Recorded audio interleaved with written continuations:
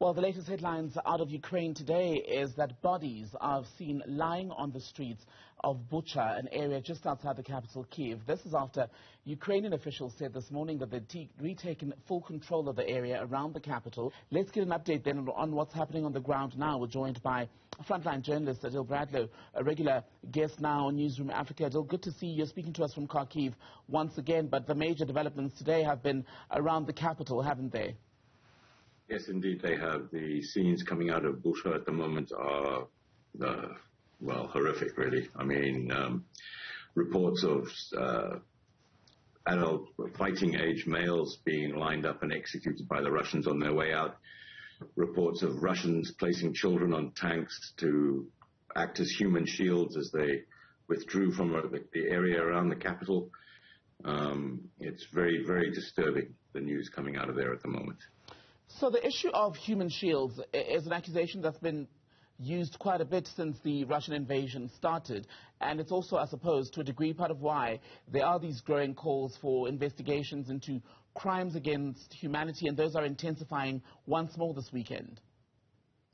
Yes, indeed they are. And to be fair, they're accusations that are being leveled at both sides.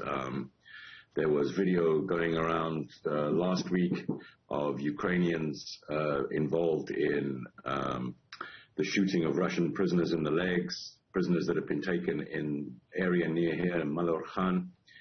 And then, according to Bellingcat, some of these prisoners were then executed and burned. So, I mean, these accusations are doing the rounds on both sides. But yes, I mean, as I heard one of the experts say today, war is a horrific business, and these kinds of things happen on all the time on both sides.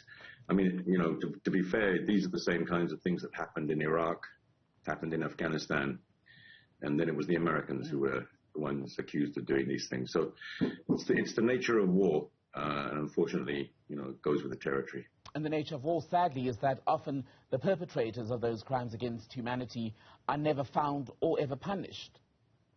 Correct. All too sad.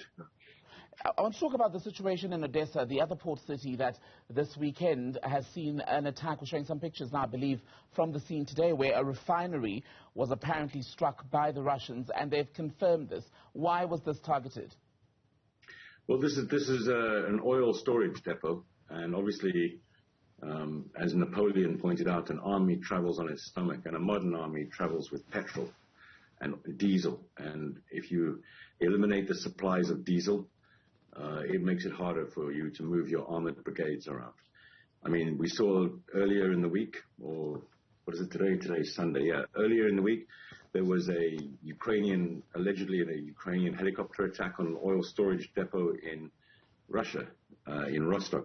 So this is the kind of thing that if you want to slow down the pace of supply, I mean, supply is the most crucial aspect of war fighting. Without supply, armies don't move, they don't fight, they don't eat, and your offensive will grind to a halt. So these kinds of attacks on infrastructure, on supplies, are a crucial part of the whole war fighting project. And you mentioned the fact that we're now seeing abuses being committed allegedly by both sides. I wonder what the feeling is among Ukrainians where the allegations are pointed at their government, the government of President Volodymyr Zelensky, when so many of them had rallied behind him at the beginning of the invasion. Well, I have to say, first of all, the Ukrainians have denied these allegations, and as have the Russians on their side. So, you know, as I said to you the previous time, the first victim of war is the truth. So we may never get to the bottom of these things, but that doesn't mean they shouldn't be investigated. That doesn't mean there shouldn't be an attempt to make people pay for the crimes that are being committed. Mm-hmm. I mean, just you know, the situation of people like, so the other day we were out on patrol with the police delivering humanitarian aid to people living in the frontline suburbs here in Kharkiv. We were at a place called Saltovka. And, you know, we came across families living in these cellars where the children are just too scared to come out because the shelling, the constant shelling. Gas and electric and water supplies have ceased to be offered there because the infrastructure has been blown up by the Russians. So people are cooking outside, and when they cook outside, they're more susceptible to becoming victims of shell fire, which is constant. So, this is the nature of the beast. And these are the kinds of stories we try to tell. Finally, then, what about the safety of people like you who are there trying to tell these stories? Because just yesterday, a Lithuanian filmmaker, I believe it was killed, was documenting some of what's going on. How safe are journalists in Ukraine at the moment? Well, this particular type of war, it's not a guerrilla structure here. It's not a guerrilla struggle, rather.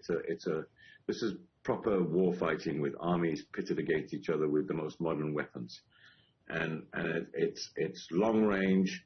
It's it's basically people are using a sledgehammer to try and create a break in the lines, to try and force the enemy to capitulate. The purpose of Russian shelling primarily is to demoralize the population.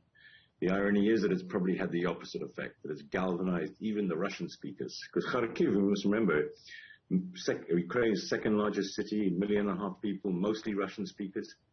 They were ambivalent towards the Ukrainian regime prior to the outbreak of war. Now they're fully behind the Ukrainians. So it's had the opposite effect to what the Putin and his supporters in Russia thought it would have. Adil Bradlow, good to speak to you as always. Thank you for your time. Adil is a journalist in Ukraine in the city of Kharkiv tonight.